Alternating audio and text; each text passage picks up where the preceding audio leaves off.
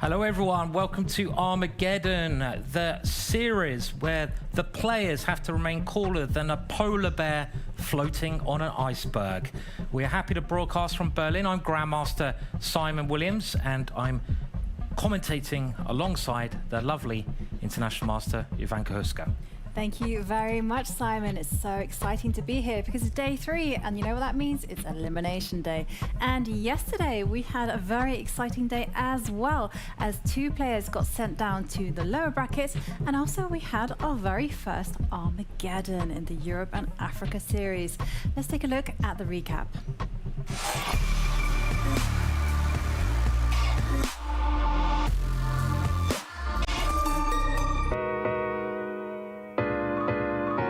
The second day kicked off with a duel between creative geniuses Rapport and Jorden Van Foreest.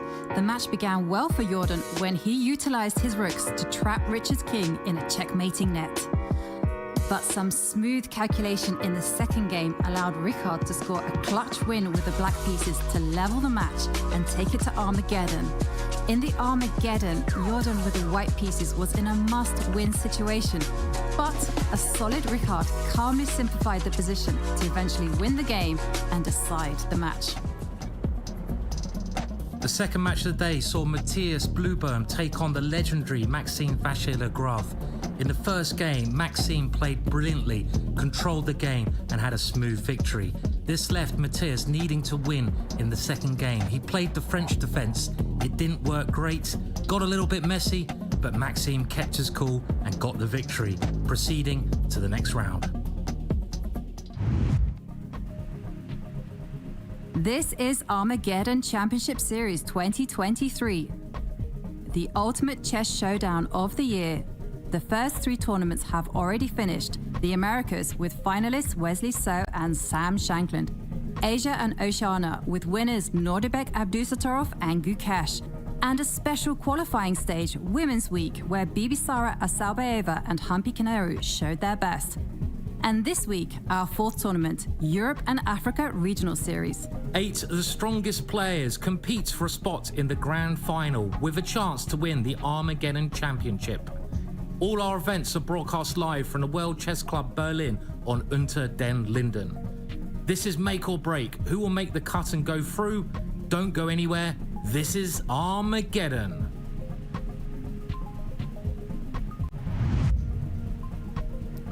So it's getting very exciting. This is the last event before the grand final. We have some great players lined up. Let's have a look at the players in the competition. Some really big names there, Jovanka. I know, this is like the who's who of European chess. You have Jan-Krzysztof Duda, Maxime Vachier-Lagrave, Richard Rapport. I mean, these guys are over 2,700, as is the UK's #1, Michael Adams. And of course, 2 online qualifiers, Matthias Bluebaum, Alexander Donchenko, and not to underestimate Vincent Keymer, just 18 years old, and Jorden Van Foreest. And time to mention our partner. The official partner of the Armageddon Championship Series is IT.com Domains, a domain registry like no other. It provides a platform for anyone to create innovative domains and effectively showcase their online presence. Don't miss this opportunity. Visit IT.com today and create your unique online image. And let's also have a look at how the current situation is in the competition with our bracket, and it's a very exciting day today because we're dealing with the lower bracket. So everyone who's playing today has already lost the match, and that means if they lose today they are kicked out, and rumor has it that's my job. I've got to make sure they exit the building. But it's going to be exciting, it's going to be tense, it's going to be Armageddon. And take a look at these delightful matchups. We have Michael Adams against Alexander Donchenko, and of course Jorden Van Foreest against Matthias Bluebaum. Ooh, let's take a deep dive in the first pair. So the first matchup of the day is Mickey Adams, a legend of English chess, against Alexander Donchenko. Now, these 2 players apparently have never played before, so it's going to be sort of youth versus age here. but it's going to be so exciting, Jovanka, and I think we should have a deeper look at the players. Yeah, and there we have the rating favourite, Michael Adams. He's 51 years old, became a Grandmaster at 17 years old. Blitz rating of 27.11, and also 7-time British champion, FIDE World Championship finalist 2004, and basically been amongst the world's best for over 30 years. Let's hear more about Mickey in his own words.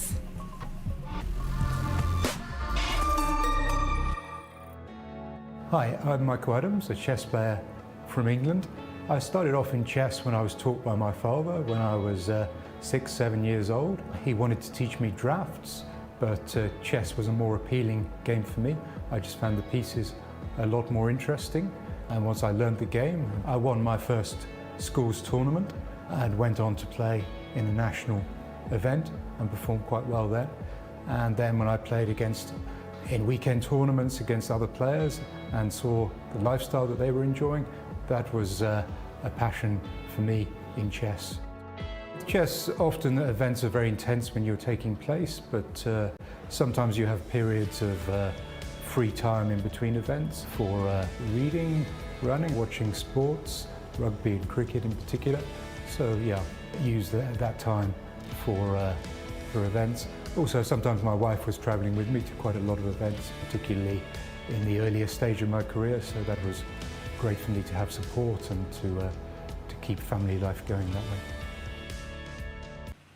Mickey's been a legend of English chess for many a year, and once he was asked at an interview what's the best thing about being a professional chess player, and he said the ability to avoid getting a proper job, and he's really excelled in that over the years. But his opponent is a fantastic player as well, and let's have a look now at Alexander Donchenko, who's only 25 years old, was a Grandmaster at the age of 16, and is the third strongest chess player in Germany. He qualified for this event by winning the Armageddon online competition, and let's hear more about this great player.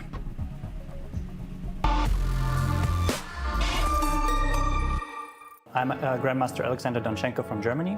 I've been playing chess in tournaments for 17 years. I've known how to play chess almost my entire life. I was introduced to it by my grandmother, one of the many people in my family who plays chess. It was probably when I was around 4 years old, but I don't even remember it anymore. Basically, ever since I started playing tournaments, my whole life has been dedicated to it, and I knew very early on that I tried to make it my profession as well. The thing that attracts me most to it is the competitiveness, that it's a very fair, very complicated fight between two people on a mental level. It is, let's say, a game with very clear rules, and at the same time there's infinite possibilities to play, and to get that high when you win a good game, and to know that you put in a lot of mental effort, and that really pays off. I'm competitive, and I think it's a very good trait to have. Fearsome competitor there, and we are less than 1 minute from the start of play. So let's remind ourselves of the rules. The players will be playing 2 games of a blitz at a time control of 3 minutes plus 2 seconds. And if the match is still tied after these 2 games, then it will be decided by the crowd favorite of Armageddon. And the rules of Armageddon is that white gets more time, 5 minutes, black gets 4 minutes. There's no increment, that means no time added on after each move, but white has to win that game. And now we're going to have a look at another very important person, the arbiter, and that is Anastasia, and she's going to make sure that no funny business is going on, which I'm sure there won't be. 10 seconds away now in our beautiful studio, and you can see Mickey has the advantage of the white pieces. This is like having a serve in tennis. The loser of this match is out of Armageddon for good, and they're off.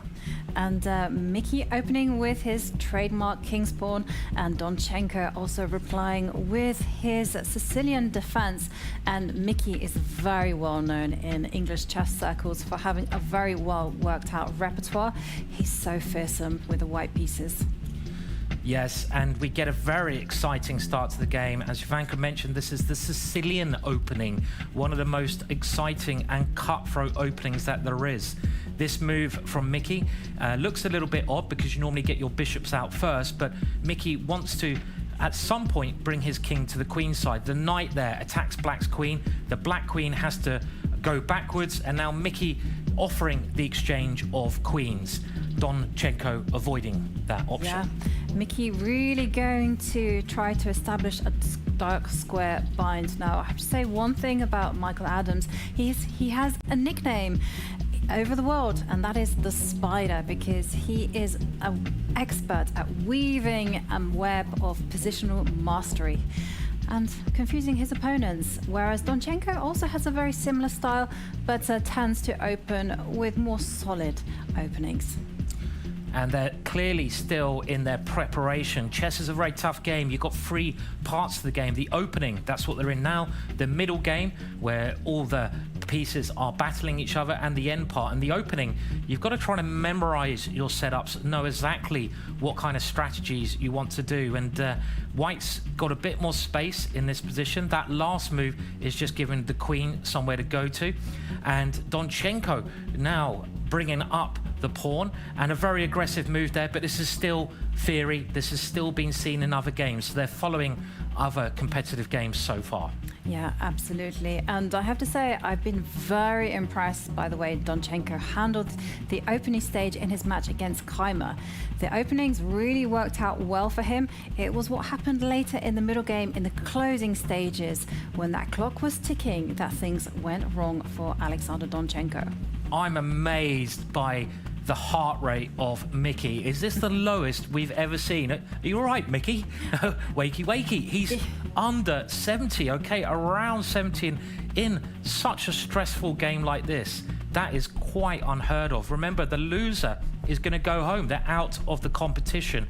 And Donchenko's also got a very low heart rate as well. The evaluation bar really starting to like Mickey's position. That's the white bar on the right-hand side. If it's in White's favor, it means that White is doing well. And Mickey doing Mickey things here. And I'm not sure where he's going to put his king. I expect he's going to go kingside castling. That's the last thing he needs to do, really, to get out of this opening stage. Yeah, I also suspect the same. And there is a pawn that's up for grabs on the side of the board. I don't think Mickey will capture that just yet, but it's something that Donchenko will have to watch out for the rest of the game. And there you go, Simon. Your prediction proved incredibly correct. It is castling kingside. I'm always correct, not. But I think the problem that Donchenko has here is, where does he put his king? The king is the most precious piece. You've got to get it safe. You normally do this special move called castling, where you swap it with the rook, which Mickey has done.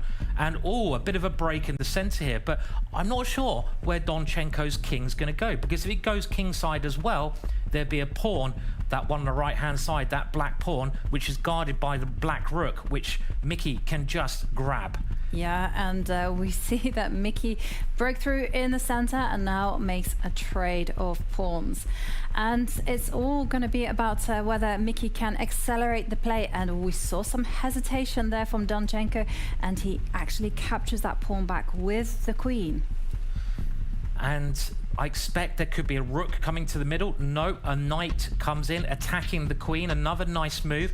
White has a bit of initiative here. White has a safe king. White is putting a little bit of pressure on Donchenko's position. The time situation also favors Mickey at the moment. He's keeping his cool very well, as the heart rate says, and he's going for a bit of an attack here. The knight jumps into the position. Can black castle queenside next move? Well, not yet, but he's still got that king stuck in the middle of the board. He does have that king stuck in the middle, and we see Michael pause there because he's wondering whether he can actually play some explosive moves like knight takes pawn. But instead, he decides to build up his position, introduce the rook into the game, and there we see Alexander Donchenko. He is worried. He is in full focus mode because it's all about survival here. He's playing well, though, Donchenko, in what looks like a difficult position. He's getting some exchanges. This is a very crafty move from Mickey because he's now pinning that knight down. The black knight can't now move because you'll lose the queen. The rook will come up and take the queen. So this is a bit difficult to deal with here, but How does he deal with this one? I'm not sure. Yeah, I mean, he presumably has to step away with the queen, because otherwise white will lift up the b pawn 2 squares and attack the knight. And there we see the shake of the head from Donchenko, and instead he secures that critical b4 square. But still, Mickey's pieces are lifting towards the king, and suddenly those 2 knights, they are jumping around, sniffing at the f7 pawn. And that's why Donchenko initiates a trade, and oh, there's a knight that's up for grabs, but there's no way that Donchenko can take it because there was a nasty threat against the f7 pawn. Look at the bar, though. It's really all the way in white's favor. He now makes an exchange, and I think he's going to win a pawn here. The rook attacks the queen and wins the pawn. That means that Mickey is in a great situation. He's a pawn up with the initiative. It also looks to me like black's king could be a target. White's knight is such a beautiful piece. It is a spider. That is Mickey's nickname. In the middle of the board, controlling so many squares. And oh, okay, well, black's won the pawn back. Was that a mistake by Mickey? That looked like an error. And I'm surprised that he gave that pawn away, because also black's bishop is very, very strong. But this was the idea. This was the whole thing. Now he removes and attacks the defender on the f8 square, that rook. And if that rook moves, then the queen can come and take the pawn. But Mickey says no, he doesn't want to take a pawn with check. This is a very messy position, but Donchenko's time is so low at the moment. He's got 17 seconds left against Mickey's 44. The material now is pretty even. The position is pretty even. I think Donchenko has done a great job of defending so far. Can he keep up this brilliant defensive play? I would probably assess this as dynamically equal. What's happening here? Okay. There was some tactics there on the board. He's lost the rook. He's lost the rook. Mickey blundering. Oh, no. And now the rook can take... A big mistake by Mickey there. He didn't see a check from Donchenko. He had a lot of time there, and he's lost a whole rook. It was looking so good for Mickey, but he dropped a whole rook there, Jovanka. Yeah. And there you can see Mickey muttering and handshake, and Donchenko takes the first point. Oh, what a bittersweet, well, not even sweet in it. There's nothing. Sweet for Donchenko. It is sweet for Donchenko. I mean, but we have to, well, basically give big credit to Donchenko, who defended resourcefully. Yeah, the game seemed to be going in Mickey's favor for most of play there. He got a good position out the opening, got a good middle game. He had a time advantage, but Donchenko kept finding very accurate defensive moves, and it's so hard to defend when the pressure's against you a little time, but he did that time and time again. Here are some highlights. That looked like a good move there. That was an excellent move from Mickey. And here you see Mickey at his finest. You know, he's building momentum. He's introducing all his pieces. Every single one, there you go, is headed towards the Black King. And it really did look at this point like Donchenko was at shaky ground. It did indeed, and here we saw that Mickey was a pawn up, but he started to make some mistakes here. He let black win that pawn, which it now takes the queen there. You didn't need to lose that pawn. Every little unit is important in this game. You can't just give them away, you know. It's you got to be a bit of a capitalist. What am I trying to say? Capitalist. That's the one. you got to look after the little guys. And here comes the final moment where Mickey spots a tactic, but overlooks this little nifty maneuver from Donchenko, giving a check, and this check protects the rook on the d8 square, and Mickey just blunders a whole rook. That's probably one of the biggest blunders we've actually seen so far in this competition. I mean, it was a bit of a hidden check there. His idea looked quite clever at the time because he was attacking that rook, but black's queen did a double roll there. It checked and it defended. So he's now in a must-win situation. Mickey, I don't think his heart rate's going to be 60, 70 now. Surely he's going to be... Will it hit 100? He's very cool, but he's got to win with the black pieces to get an Armageddon game. There's no other result that will do here. Yeah, absolutely. Mickey now in a must-win situation, but Donchenko, he is such a talented individual. You know, he was actually handpicked by the German Federation when he was a youngster to be a tremendous talent. They nicknamed these talents the German Princes. Yeah, and Mickey, 62 heart rate already, so he's managed to calm himself right down. Can Donchenko hold it together? And let's remember, having the white pieces is an advantage because you get to move first. You might be able to steer the game into the kind of positions you want. What does Donchenko want? He wants something very safe. He doesn't want to give much away. So we start with the Queen's Pawn opening, and Mickey plays his normal setup, which, okay, it's the Queen's Gambit Catalan variation now. It is, but this is a very solid opening for white. And Donchenko, very good player here. I mean, he absolutely destroyed me when I played this opening against him with the black pieces. And there we see a trade of bishops. But the problem is that this is a very solid opening for both white and for black, and black is really dependent on having great pawn structure, and it's whether you can withhold the storm from white. And Mickey actually playing a clever move. Yes, I mean, the good thing about black's position at the moment is he's a pawn up.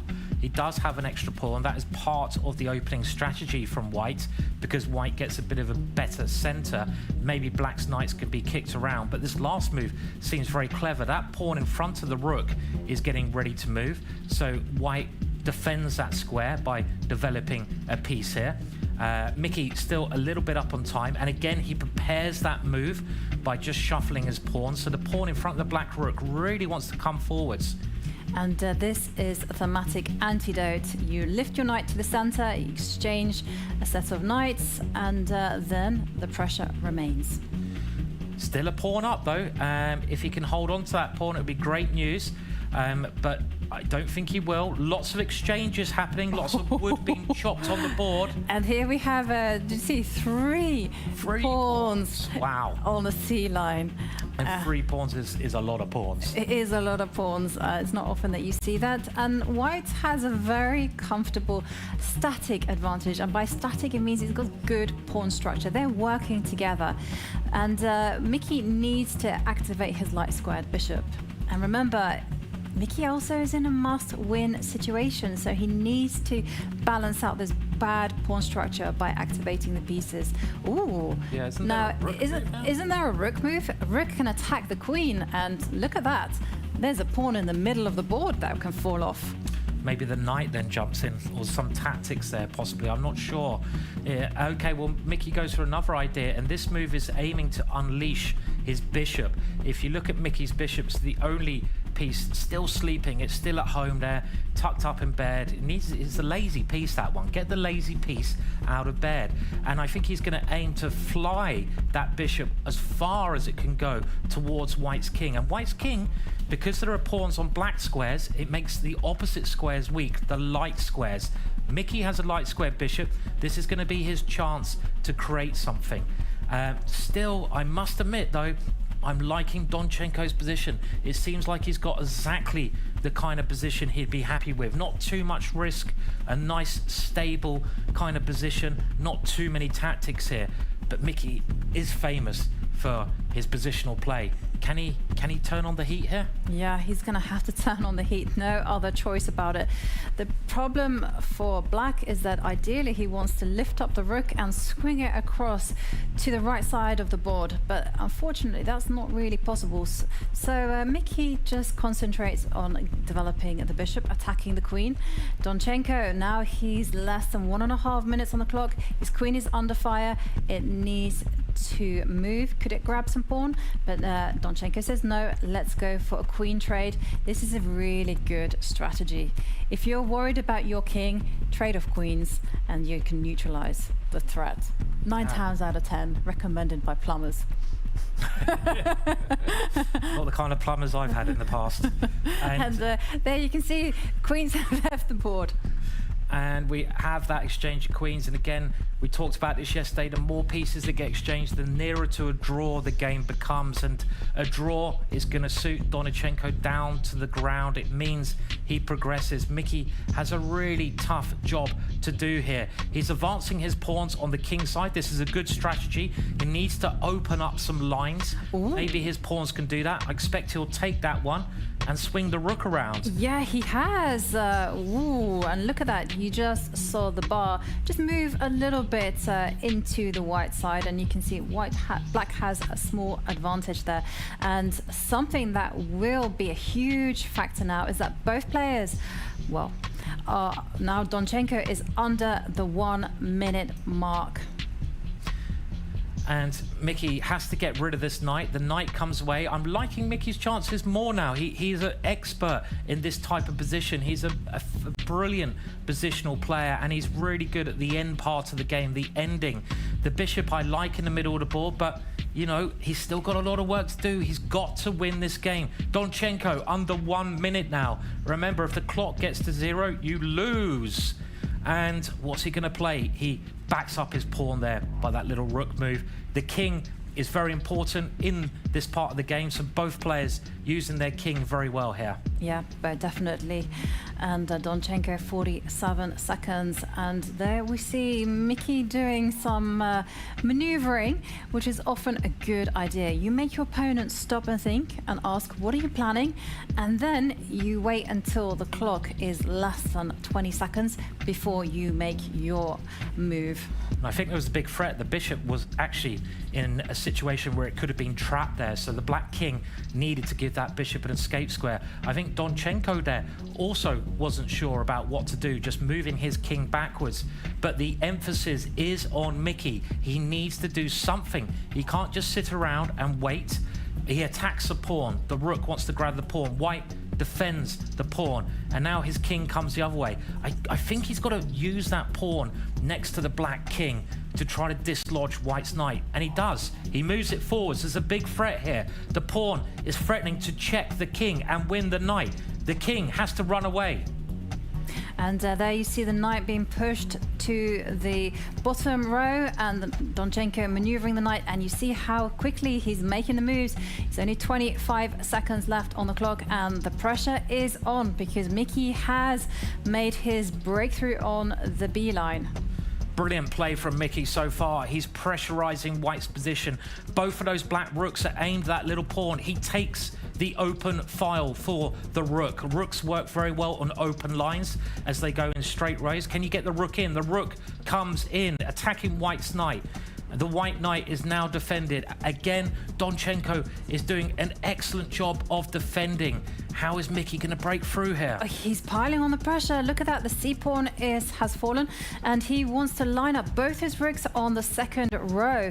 And Donchenko, well, he has less than 10 seconds on the clock. He does get a 2-second increment, but it's really not that much. And he's really low on time there, and Mickey's rooks are rocking and rolling there. It looks really good for Mickey, but can he put the ball in the back of the net? He just attacks the rook. He's got to use those rooks to get around towards White's king. He attacks the knight again. 7, 6, 5, 4. Whoa. Just in time, but that looks like a very dodgy move. Can you take the knight with check? Maybe it's a brilliant move. I think it's a brilliant move. With 1 second on his clock. I know, I mean, wow. What a great move. And there, well, Mickey also finding the resources, but look who's king. It's going to be White who's actually win because... I don't know. No, it's not checkmate because the bishop is a great defender, but it's so close. 2 seconds. And okay, now we're seeing a rook trade, and well, Donchenko making those moves with just seconds left on the clock. And Mickey has these 2 connected passed pawns. They look very strong to me. If you can get those passed pawns moving up the board, you have great winning chances. Get the king in, get those pawns going. White has what we call a pass pawn. That means an unobstructed pawn. You've got to, in the end game, get your pawn to the other end of the board, make it a queen. White's trying to do that, but black gets his rook behind the pawn. It's a race situation. And well, you can just see that Donchenko is shaking and Mickey getting his rook behind the pawns. This is excellent strategy from Mickey, and now he just has to advance his king. There's going to be checkmate threatened. There's no way that Donchenko can survive this. Brilliant play from Mickey there. Look at those pawns. They're like space invaders. Do-do, do-do, do-do, do-do, do-do, do. Can you do some sound effects there? And they're going to become a queen. And Donchenko resigns. Mickey takes it to Armageddon. Look at Donchenko's body there. He's just crumbled. It was such a tough game, that one. Yeah, it was. Well, it went to the brink, didn't it? We saw both players be nervous there. And it looked like everything was going in Donchenko's favor. He had a very solid opening. But in the end, Mickey showed his class. He did, and it was a very tough game. But the opening started with Mickey playing a very interesting strategy. He needed to win this game, but he did not play a tactical aggressive opening. He actually played an opening where he's like, I'm just going to play my normal stuff. I don't care. I mean, even if you're a little bit better there, I trust in my ability to outplay you later on. You know, he was a finalist in the World Championships, Mickey Adams, so he has a great understanding. Yeah. And maybe he's using that experience as well. He has years on Donchenko, many more games he's played, and I guess he's using that to play for his strengths, really. Yeah, absolutely. I mean, he has the nickname of the Spider, and it's because he likes to play with a very refined positional sense, I should say. And it's all to do with putting your pieces, putting your pawns on good squares, have them connected and have them harmonized together. And we're now going to have, well, very shortly, this Armageddon, but let's just have a look at the final stages. It was a very exciting game here. I mean, we went all the way to the end, pieces getting chopped off all over the shop there. Donchenko shaking a little bit there, obviously a bit nervous, and this was a brilliant idea that Mickey played.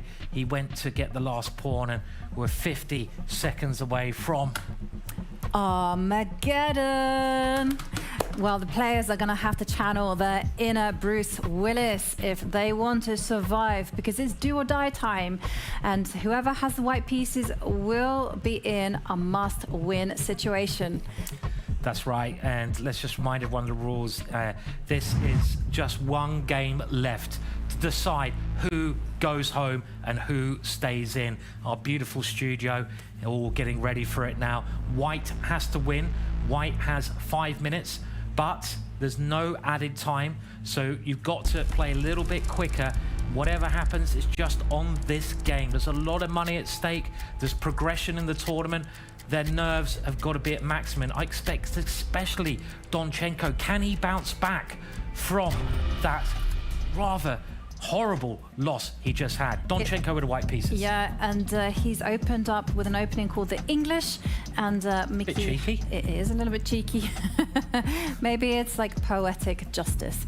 Anyhow, Mickey just making some calm moves there on the wings. And this is a setup that Mickey often plays against the English opening. There's loads of different openings you can play. They all have different names. You can always research them, get better at knowing what you're supposed to do. And this is all pretty standard stuff at the moment. The real battle will happen a bit later on. White getting quite a good center of pawns there, but Black moving his pieces around towards White's king. So there could be a potential attack against White's king later on. Donchenko has picked up the pace. He needs to do this at this time rate, and a pretty standard structure still we have here. I have to say, but Donchenko is doing all the right things. There's a lot of tension in the position, not that many piece trades. The position is definitely far from simple, and he will be able to utilize that extra minute on his clock way more effectively when the situation is like this. And I do like the way it's gone for Donchenko. He has this open line for his rook. Look at White's rook on that open file. Mickey trying to get an open line for his rook. It's so tense, this game. Still, I would prefer White, but Black has this solid structure. Black, remember, only needs that draw here. Donchenko slowing down. He doesn't want to slow down too much. He moves his other rook into the center of the board. both players looking a little bit more nervous now. Definitely, because it is Armageddon. Is there a blunder here? There is a blunder. And you just saw the bishop come and pin the queen and the rook, and Mickey has netted some material.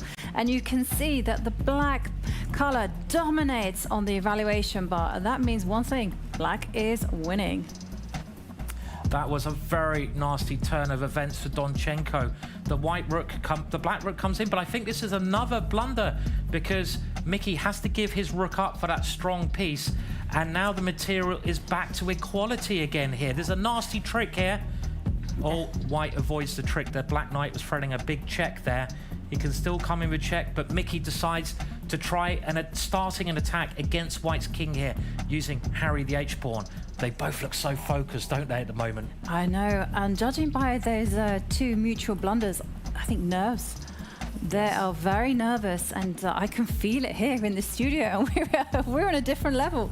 I don't think you get anything else like this in sport, where you have one game so quickly and you can't make any mistakes, and it will eliminate you if you make the littlest of errors from the competition.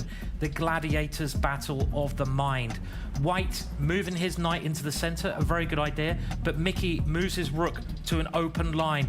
What's he going to do now? He pushes on the king side. Yeah, he's trying to soften up those pawns there. And Donchenko also reacting in a very standard way, just keeping the position closed. And in terms of clock times, Donchenko, well, his time advantage has been whittled away to just roughly 20 seconds. And anyone could win this game. It's so tense. Nothing has been decided yet. The time is getting lower and lower here. White now has a weak pawn, which the black queen is aiming against in the center of the board. Donchenko will have to defend this somehow. Looks like he's going to move his queen to defend that pawn and also attack one of black's pawns. That queen attacking the black pawn on the right-hand side. Black's rook, though, comes in. The black pieces are starting to gain some space here. And talking about space, you see Donchenko lift up his pawn and march it forward. This is a very aggressive move and perhaps signals even more pawn advances. And Mickey now taking a pause because he has to work out a good line of attack. And they're now under half their time. They've only got 2 minutes left. The rook dives straight into white's position there.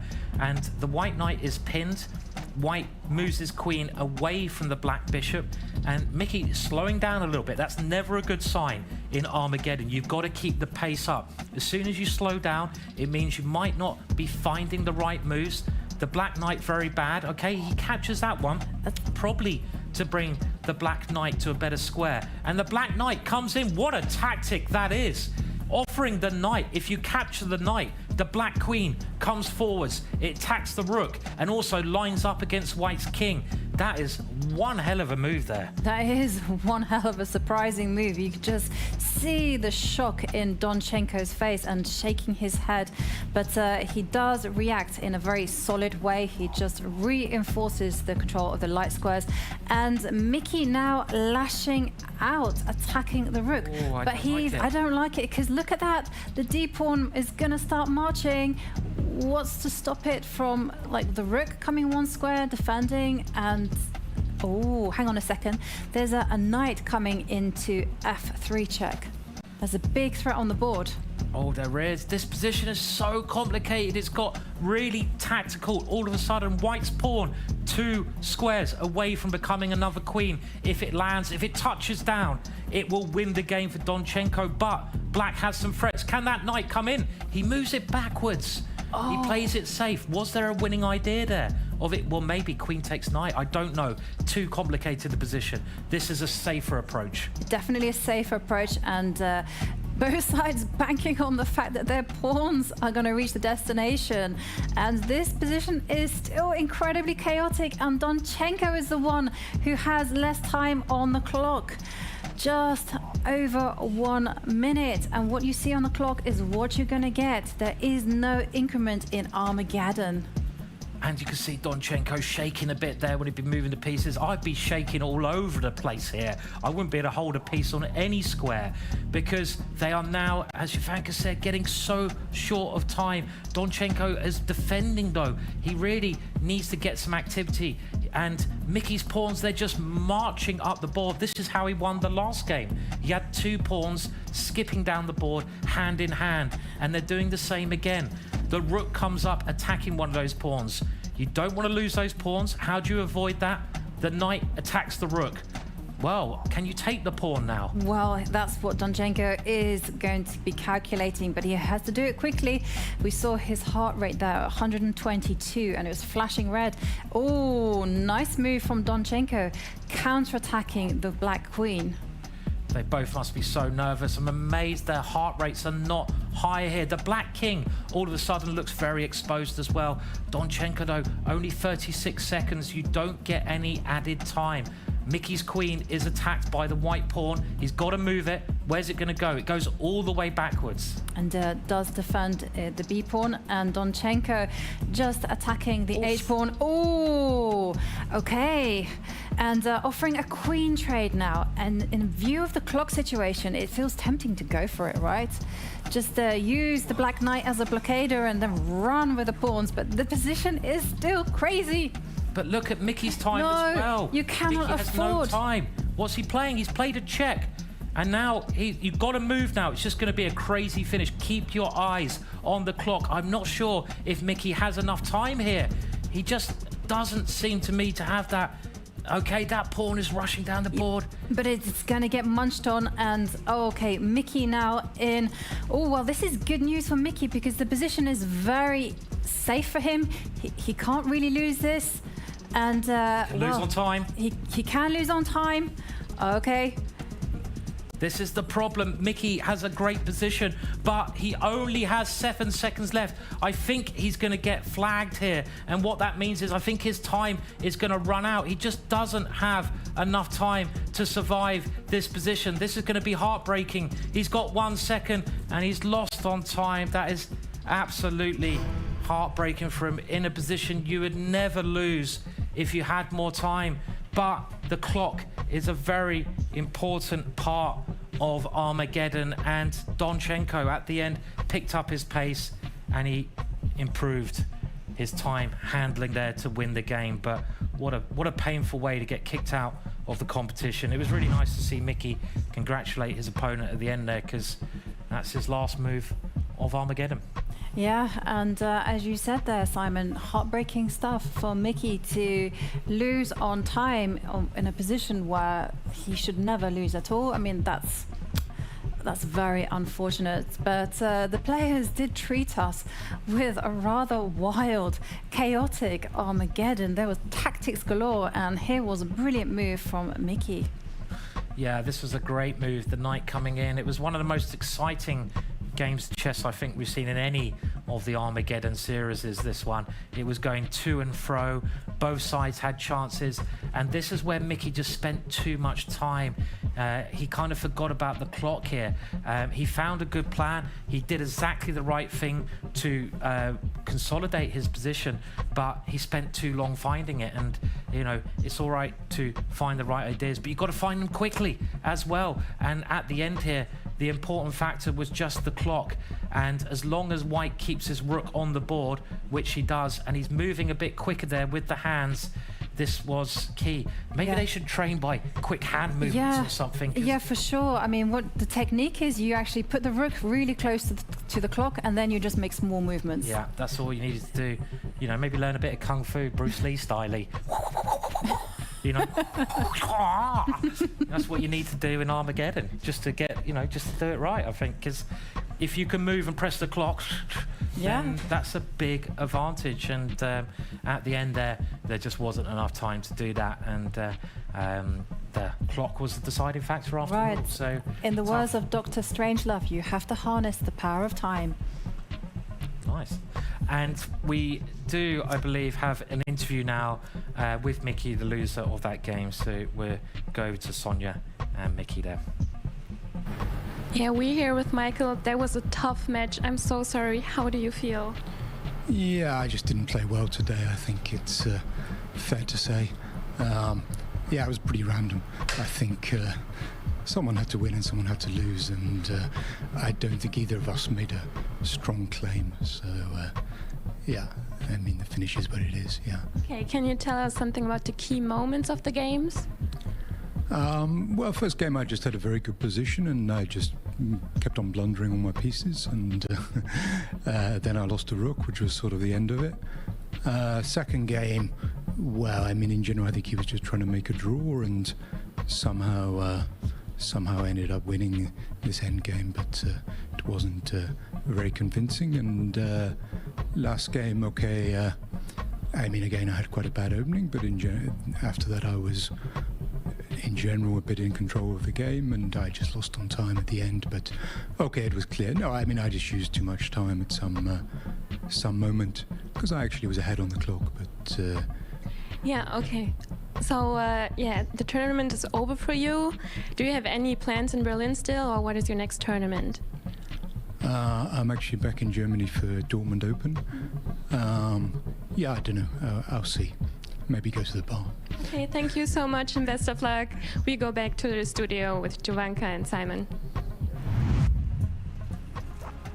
Thank you, Sonia. And we're here in the studio with Alexander Donchenko, who just won a very hectic match against Michael Adams. So talk us through everything. Well, I believe the first two games were actually, let's say, they had decent chess content. In the first game, I felt like I got exactly what I wanted, a fighting position, and it was complicated throughout. I felt he actually played really well, and I was probably worse somewhere. In the end, it was decided by one move blunder. He blundered a rook, and to be honest, I did not see it beforehand, so it was a bit lucky on my part, but that's how Blitz is. And okay, in the second game, I thought it's enough to just hold and play it safe, but as usual, in Blitz, it's not so easy to basically take away all life from the position, and he did a very good job. He was always up on time as well, basically throughout the whole match, and eventually I cracked in some defense. So I think that was honestly maybe the best game quality-wise, the second one.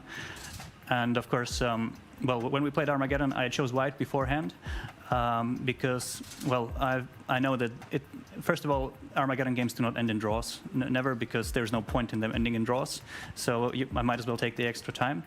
And there I thought actually I got a pretty good position out of the opening, but then I blundered an exchange, and he blundered it right back with this F4 idea that I had. Still, the position was pretty unclear, and it was very safe to play for him, so he played really fast, and we were about equal on time. But I think the critical moment was when I pushed my pawn to d6 and played f5, and I played queen e4. We were both at about 30 to 35 seconds, and I saw this rook h3 quite fast that he played, and that I have to go king g1. I thought I'm probably better here, but I'm not sure how it is to win this position. But when he started thinking for like 10-15 seconds about rook h3, that's when I decided that I will not win this game on position, because there's simply not enough time to win this game on position. Even if I win the knight for the pawn, it's going to take forever to actually win the game. So I decided I will play for time. There's nothing else to it. And we saw that you really changed gear there. So at that point, you sort of realized that you had to change gear. And we can see the heart rates of both of you as well. And I think 133 is not too high when there's so much stress going on, right? And when you only had seconds left on the clock as well. I mean, 133 is one of our lowest. Yeah. Actually, in those kind of situations. I believe I already did this heart rate monitoring once on the Isle of Man tournament, and I also had one of the lower heart rates. To be fair, though, I felt really excited during the Armageddon game, and also during the Blitz games. So, well, the heart rate doesn't lie, but it doesn't reflect how I felt at the board at all. And we can show the brackets now, and this is where the tournament situation. So you have progressed. That must be a great relief to get through to the next round. You now get a bit of a break, and you're either going to be playing Jorden or... No. He's going to be either Richard Rapport or Maxime Vachier-Lagrave. And have you ever played any of these two people? I have played against Rapport, I think, quite a number of times in classical chess. I don't have the greatest score, but okay, he's a world-class player, and let's say I scored some draws, and it's not completely lopsided. I think I have only one game against Maxime. That is from Vacanze 2 years ago, and I lost that one, but I was winning in that game. It was not a great tournament for both of us. And I don't think I've played either one particularly much in Rapid or Blitz or online anywhere. Can we expect some more chaos on the board? Definitely, yes. I would very much prefer to decide the game in a different manner than playing for time in this situation, but this is what this Armageddon format is unfortunately about. Sometimes you have to make these calls and live with them. Chess is brutal and beautiful at the same time. Thank you very much, Alexander, and good luck in your remaining games. Thank you very much.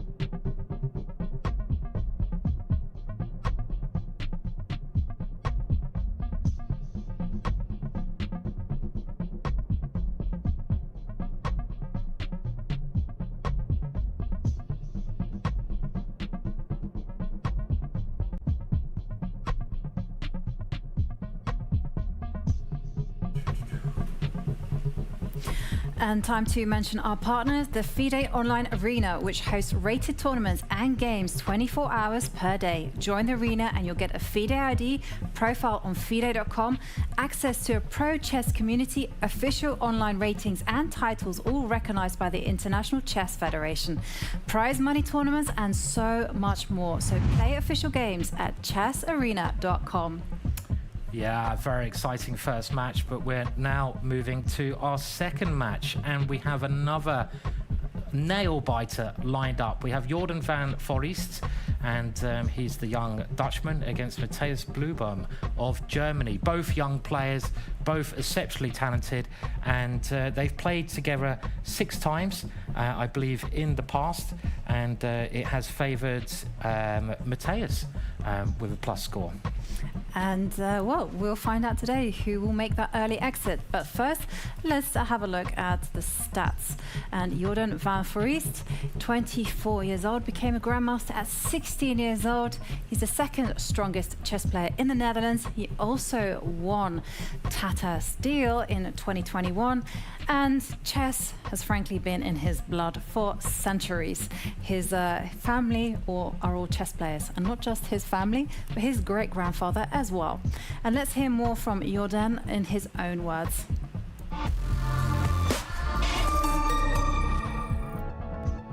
My name is Jorden Van Foreest, 24 years old. I'm from the Netherlands. I've been playing chess since the age of 6 years old, when my father taught me the rules. And I would say I really started to pursue a chess career, or started to get into it, when I, by accident, won the Dutch Open Youth Championships under 10. It was my first success, and I went on to play a lot of chess after that. I remember when my father told me the rules, he gave me a book, and he said that if you complete the book, we will have a typical Dutch drink, a chocolate milk, in a cafe. And somehow for me that was like the reason to really finish the book as quickly as possible. And I learned the rules basically by myself, played some games with my father, and yeah, I got the prize. So the secret there seems to be chocolate milk. I wonder if there's a chocolate milk hanging there ready for this one. But his opponent is Matthias Bluebaum, who is a very strong grandmaster at the age of 18. He's only 26 years old, and he won the European Championships in 2022, which is a really hard feat to achieve. He qualified here online, and let's hear more about him in his own words. My name is Matthias Bluebaum. I'm from Germany. I'm 26 years old. I started playing when I was 6 years old, and my father and my older sisters were playing chess, so that's how I got into chess. Everyone likes to do what they are kind of decent at, so I just enjoyed playing chess, and it was always going kind of decently. Actually, took very long time till I considered doing it professionally. It was never really an option when I was growing up. I just basically stumbled into it. I got better, and at some point I started to feel like I can at least try to do it professionally. I'm usually doing quite well when there's something at stake, but even though I'm very nervous usually, but somehow I manage to very oftentimes get the needed result if there's something at stake, but I'm not sure if it's a special skill or just luck. I don't know. When I became European champion, I was happy, but it's always like you're happy for like 2-3 hours, and then you realize, okay, life goes on, it's not changing too much. Well, he'll have to use his special skills if he wants to defeat Jorden Van Foreest in today's matchup, and we are less than 1 minute from the start of play. This one is going to be so exciting. We have Jorden, who is a very creative player, and then we have Bluebaum, who is much more of a positional technical player. Yes, and that's it. It's a clash of styles, really. You have this safe style of Bluebaum versus the kind of maverick style of Jorden, and Jorden's just got to take him down into the deep, dark Van Foreest to win this game. That joke never gets old. It does actually a little bit, but I'm going to keep saying it, Jovanka. Why not, you know? As the inventor of that joke, I approve. Thank you. And they have 8 seconds until the first game. Jorden with the white pieces, and what's he gonna play? Is he gonna whack out some crazy stuff or start normally? Well, a normal first move. Okay, and already I'm approving of Matthias' opening choice, picking the opening called Caracan, an opening that I especially like, and now developing the light squared bishop. Ooh. Jorden also playing a very trendy move, which is to pick up the h-pawn and try to chase down the light square bishop. Now those bishops will get traded, and well, choice time. You can either block the pawn like that, or you could have actually given a check with the black queen to the king. Yeah. Oh, it doesn't now. Pretty standard opening stuff. We see them playing in these matches because of their experience, the start moves very quickly. What you got to do in the opening, do all the principles, but also try to get a position that you like playing. So we'll see Jovanka likes this opening with the black side. I quite like it with the white side because white has a bit more space, but it's kind of personal preference, really. And Jorden keeping the queens on there, which seems like a standard idea. It is a standard idea because white generally has played all these kind of weird moves in order to gain like this attacking potential there on the king side, on the right side of the board, and Jorden being forced actually to maneuver his knight. Now the question for Matthias is whether he should just spring forward with the knight on e7 and put it to f5, which is a very standard developing idea, and black's plan is just simply to develop the pieces, and when you can, just chip away at white's pawn center, and that chipping has begun. Yes, white's king though gets safe with that last move. It gets it tucked away, this castling move where you get your pawns in front of it, and black is just still needing to castle his king. On the other hand, black's now got all his pieces into the game. He's got quite a nice center with the black pieces. White getting a foothold with that last move to move his knight to the middle of the board. You want to put your knights in the middle. Generally, that's where your knights are best placed, but I don't know where the black king should go. Again, we saw this issue in the last game for black. Black's king wasn't really safe wherever it moved to, and I feel this could be the problem for black in this position. If it does castle, he's pushed the pawn a little bit far there, which could be a target. Yeah, absolutely, Simon. And big threat on the board. White was threatening to lift the b-pawn 2 squares forward, and now we see a trade of dark squared bishops. And I agree with you there, Simon. It's not very comfortable for black at the minute because it's really unclear where you're going to put the king.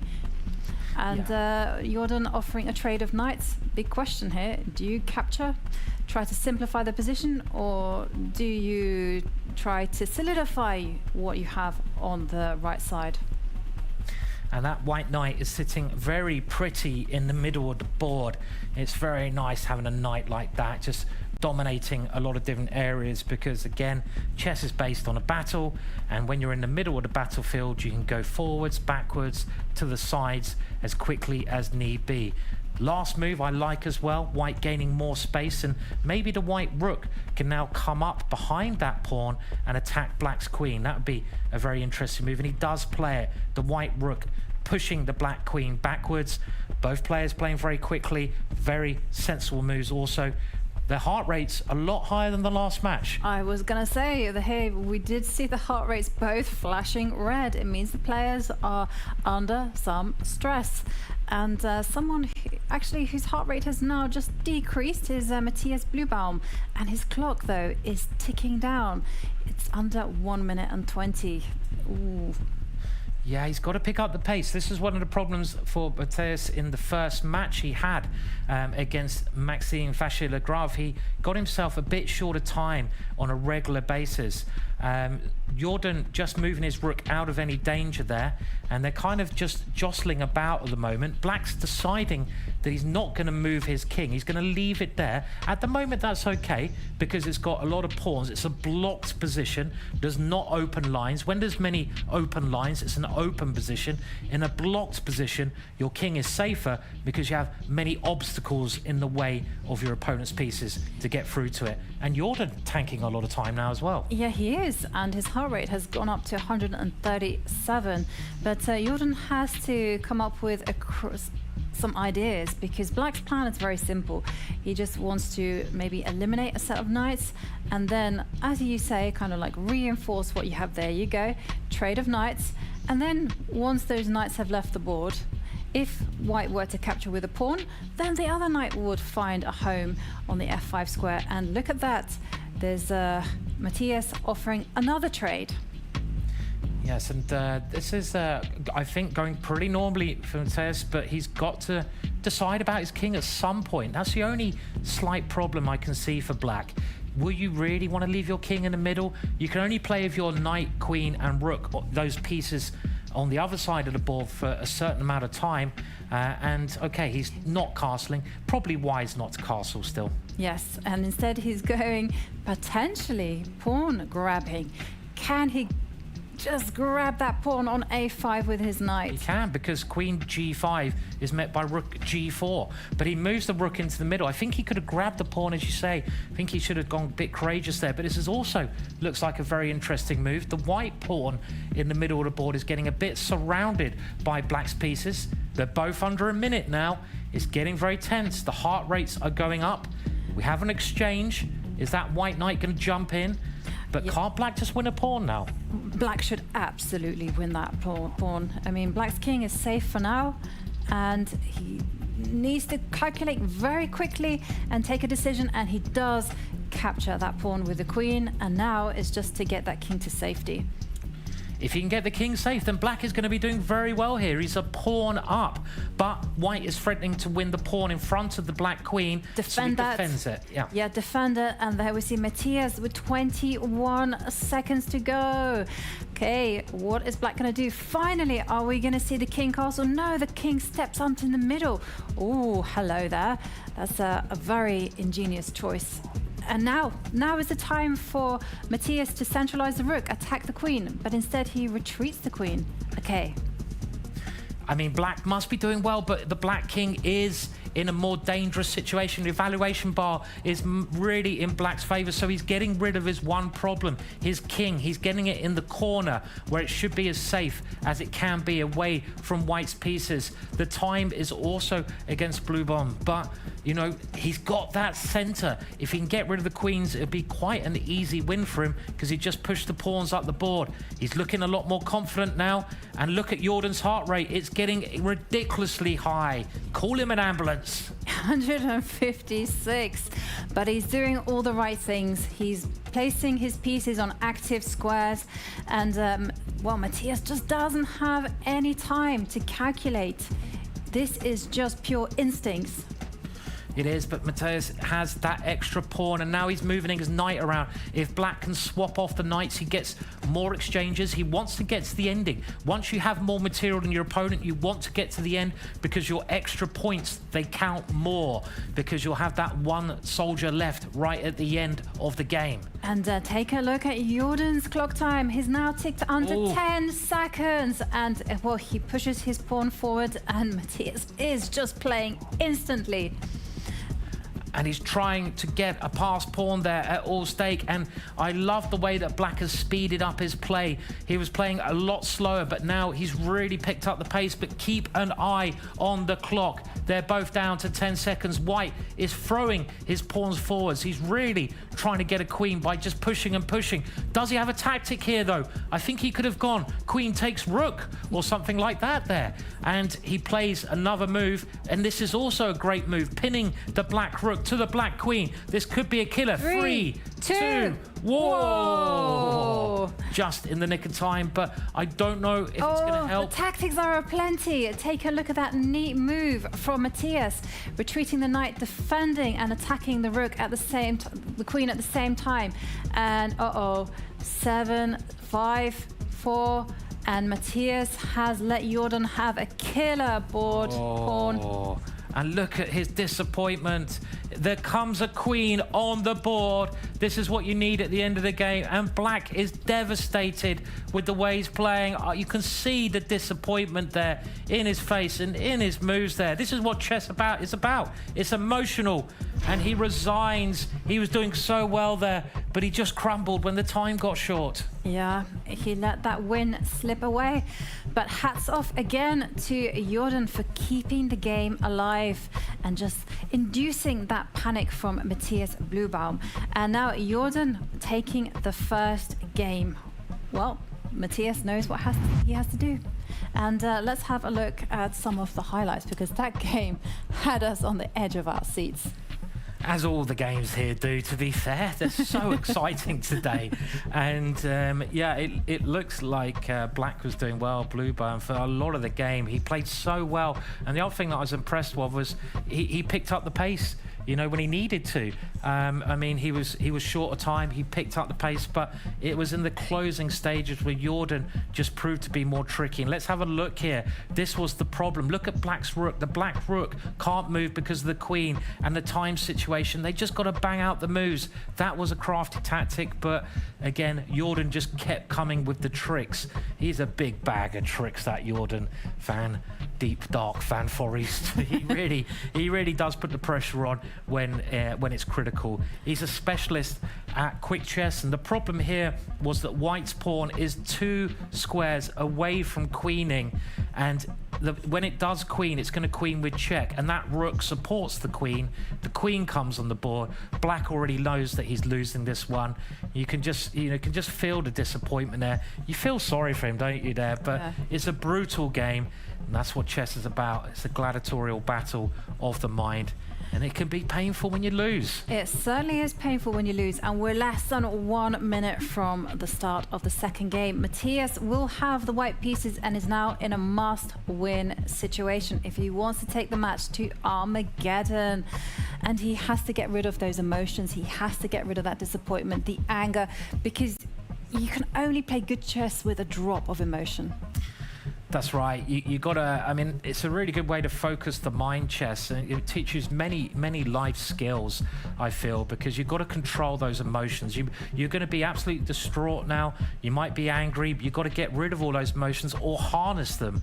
And these things happen in life as well. You know, you just got to harness your emotions into positive things. So a lot of lessons can be learned from these 64 squares that the players play on.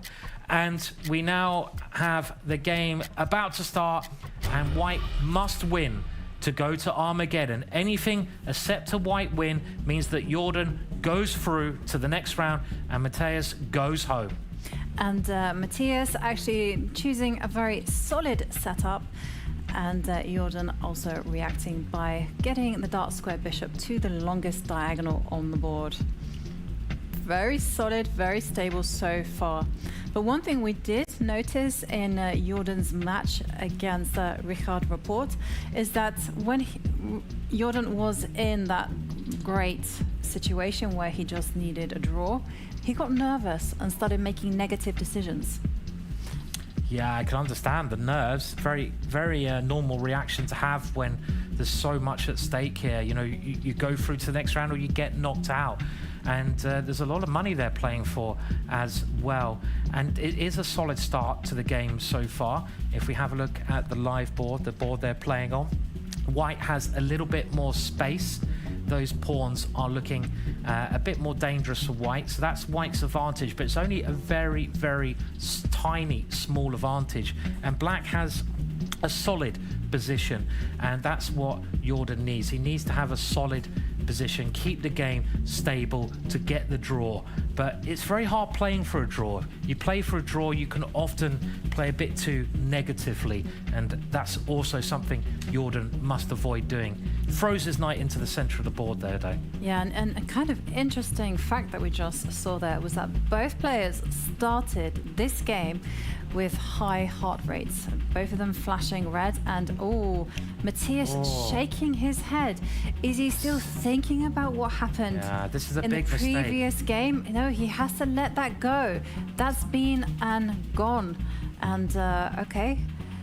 Big mistake there from, I totally agree. You lose a game, you've got to move on in life. You can't just linger on the negatives. Get over it, get to the next stage, and he's got to stop thinking about that loss. There's not much time to emotionally recover. You get on to the next game. He's got to concentrate on the position in front of him. He's still got a chance. This is how Ricky, in the last match, Ricky Rapport, that's how he knocked out Jorden, by coming back strong. Closing down the position there, White. So taking out a lot of breaks. And White still has an advantage here, I feel, because White's pawns are further advanced.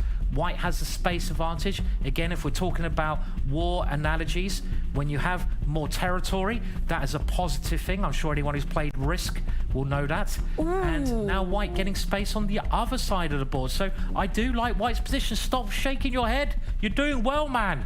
You're doing well. Stop shaking. Why is he shaking? I don't know why he's shaking, but it does look like Jorden has to give up material now if he wants to survive this, because he could not retreat that bishop because the f-pawn would come and trap it. And there you see that Matthias has netted a pawn. This is all good stuff. Now he just has to consolidate his king side, where the white king is, because let's face it, there's a lot of air around the white king.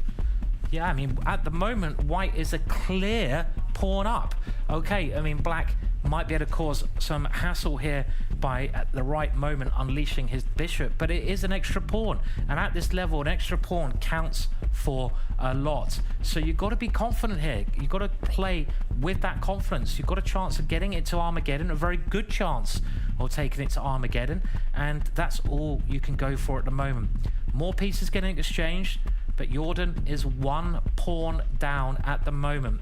The clock times, Jorden can be a little bit happy that he's up on time, but that's one of the only good things about his structure position here. Yeah, I completely agree. You know, White has all the space. I mean, the thing is, Matthias does have to control the dark squares. If he doesn't control those dark squares, then that black bishop is gonna be very, very dangerous. And nice pressure for Matthias on the c6 pawn. Now, what will Matthias do? He has to actually defend the pawn on b2 that's under fire. Step up with the rook, one square.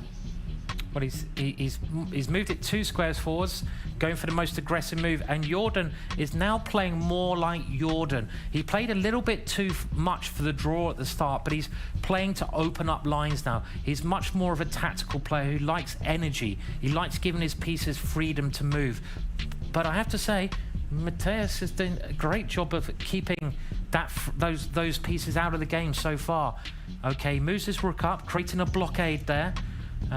Still an extra pawn for White, but there's a long way to go to convert this into a win. Yeah, and this is a really nice strategy from Matthias. He's just simply saying, you know, Black controls one open line, I should challenge and on that line. And now we see Jorden lining up both rooks against the pawn on b4. So obviously Matthias must defend it. And he can't use all the time in the world to do this, because he's now ticking down to less than 45 seconds. That's not very practical. No, White has a great position. One of the good things about White's position, look at White's bishop.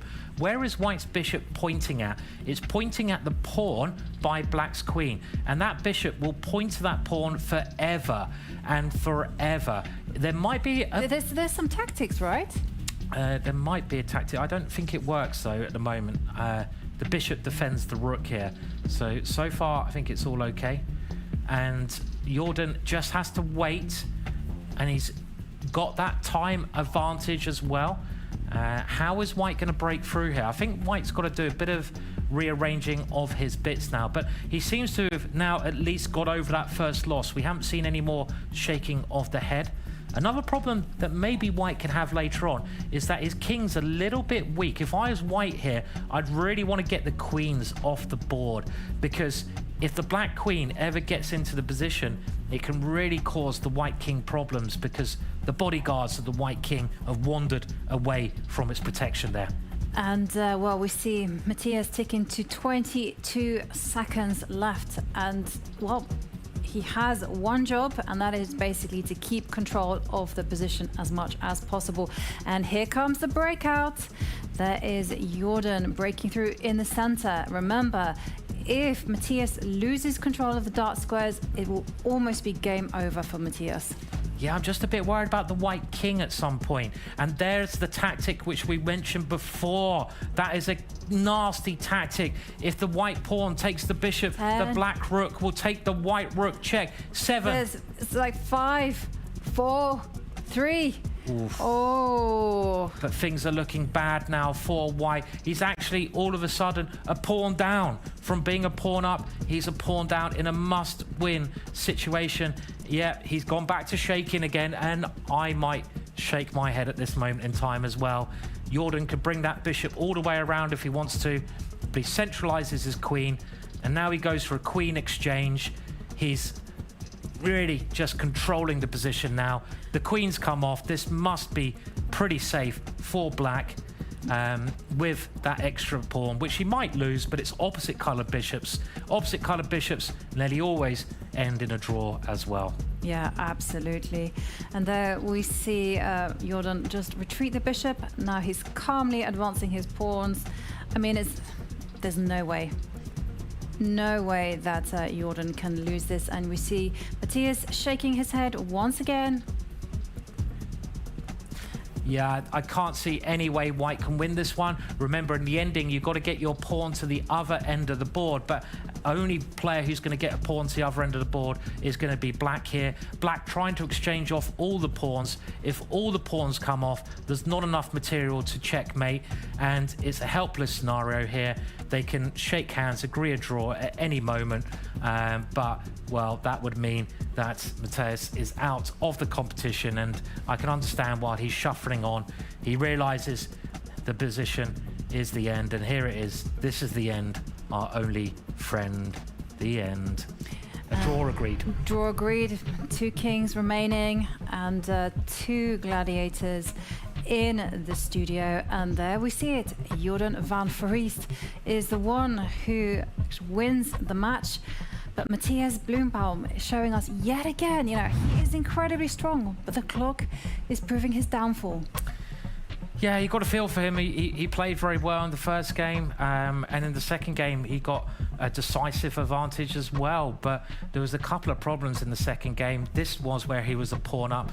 The problems weren't even necessarily the position. Let's remember, chess is a mental sport. It's a game where you have to be strong-willed, and you've got to jump back from, you know, bad things that happen. And I think that first game was just playing a bit too much on the mind. He did really well to win that pawn, but Jorden kept his cool so well and took his opportunity when it came up there. Yeah, and there we saw this was the result of Jorden's little tactic. You know, he manages to win material, he manages to simplify the position into a game where there's absolutely no chance for Jorden to go wrong. Opposite color bishops, the most drawish endgames around. That's right, and I have to say, I think the loser's interview is going to be quite painful, but we'll have that soon. And the reason this is a draw at the end is after the last pawn is exchanged, White is only left with a king and a bishop, and okay, in this position, it'd be king versus king, and you can't win a game of chess when only the king's left, only the 2 hardcore pieces. The game is called a draw, because you can't checkmate, and checkmate is how you win a game of chess, not by taking the opponent's king. You can't do that. Not allowed. No, not allowed. Not allowed, no. And I think very shortly we will have that interview. Maybe it's ready now with the loser, and well, let's hope it's not too painful, this interview. Okay, well, if we can find the loser, I think hopefully he hasn't run away. We're getting it soon. I mean, I remember when I was a kid, Jovanka, I often cried when I lost a game of chess. Did you ever cry? All the time. All the time, yeah. Chess is emotional. It is. And let's hear more from Matthias, who is with Sonia. Hi, Matthias. You lost your match. I'm really sorry for you. How do you feel? Just like a complete idiot. I mean, I was winning both games. I mean, I didn't deserve to be winning the second game. I played like a complete stupid moron, but okay, I still was winning, and I just blundered everything that was left on the board. Can you tell us something about the key moments for you? I don't know. I mean, like the first game, somehow he got counterplay, and I just blundered every single tactic that was in the position. So I don't know. Suddenly I lost, and okay, then of course already it's tough if you lose the first game. Okay, maybe we talk about a little bit another subject. So you have two sisters who also play chess. Do you play chess together sometimes? Basically never. Never. I mean, we used to when we were very young, but no, like in the last 10 years probably no single game or something like that. Okay, now the tournament is over for you. What's next? I'm playing the Open in Dortmund. That's next for me, and then World Cup. Okay, thank you so much and best of luck. Thanks. We go back to the studio to Simon and Jovanka. Well, we're back in the studio and we have the winner of that very exciting match with us, Jorden. And one of the first things Jorden just asked us was, how high did my heart rate go? And it went pretty high. Do you want to talk us through the games there in the match? It was very exciting. Yeah, I think, well, the first game was really crazy. Could have gone either way, basically. I lost the plot somewhere in the middle game. Then at some point I thought I got him with, I got the pin on his rook, but then he found some defense, but somehow in the rook endgame he stumbled and my pawns promoted, but it was really crazy. Could have easily lost that game as well. And seen by the heart rate, you know, I got pretty nervous during that game. We would have thought that, okay, your heart rate 171 there, which is pretty incredible. I mean, did you think it would go that high before this tournament? Do you think you're a nervous player or not? I never played with a heart rate monitor on, so I usually don't get that nervous, but like when the tension, you know, gets high and it's, you know, blitz game, I know sometimes my heart starts pounding quickly. Yeah, so but I didn't know it would get that high, you know. Yeah, it was scary. And talk us through the second game, because that was also quite shaky for you at times. Yeah. I was in big trouble in the second game, of course. I completely blundered his idea of g4, trapping my bishop. So I had to go for basically a lost position. But, you know, I somehow managed to set up a bit of a blockade, and he started to get low on time. And then finally he blundered a trick where I could regain the pawn. Mm-hmm.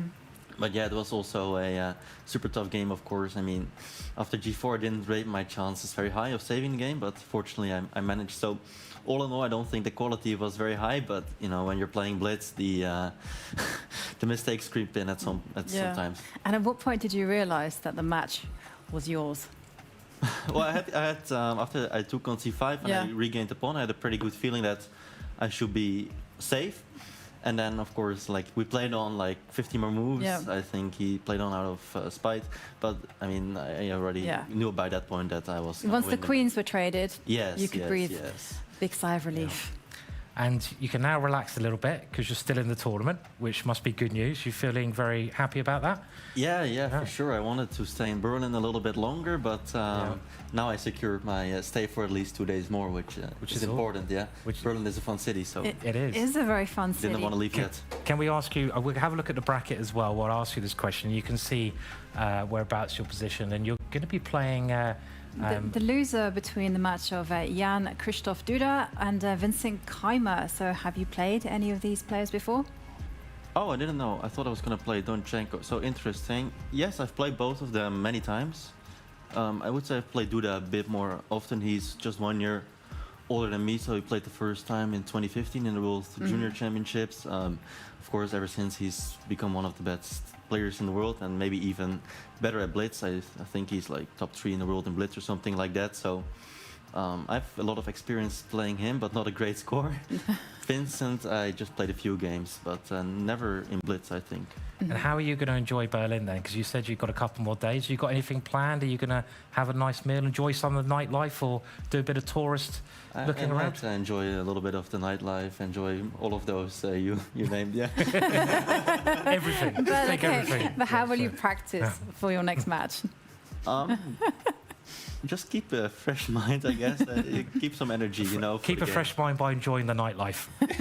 That's possible to do both. Of course it is. Yes, you can tell us in your next match. Okay, I'll let you know how fresh my mind was after the next match. Okay. Yeah, I mean, there's a lot to see in Berlin, and that was a very exciting match there. So well done, Jorden. Thank you very much. Thank you, Jovanka. Yeah, congratulations. You kept us all entertained. All right, great. Thank you.